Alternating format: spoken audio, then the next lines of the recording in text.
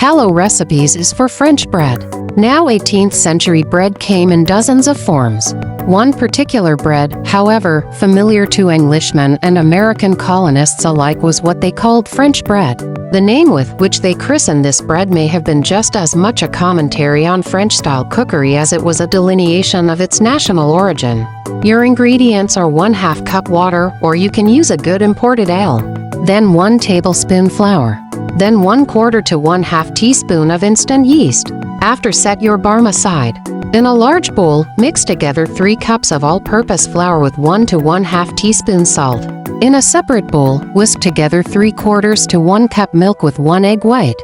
In yet another bowl, whisk together 2 tablespoons butter just melted and not too hot, lest you cook your yolks with 2 egg yolks. Finally, stir together the milk mixture and yolk mixture. Then stir in your barm as well. By mixing the egg yolks first with the melted butter and then with the milk, you are combining the butter fat with the milk at a molecular level.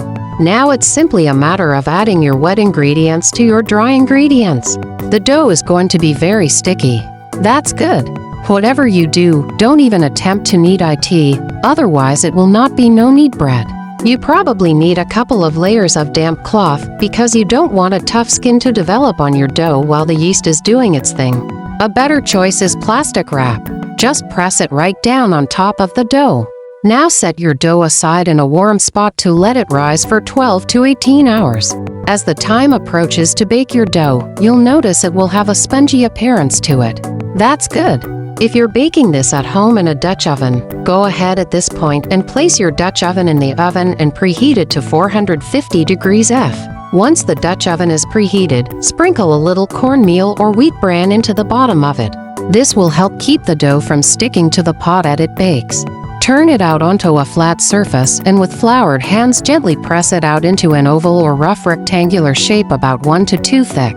Choose one of the short ends and fold it over about 1/3 of the distance to the far edge, slightly stretching the dough as you lift up and fold. Repeat this process on each adjacent side, stretching and folding. Now place your folded loaf into your preheated Dutch oven and close the lid. Bake your bread for 30 to 35 minutes.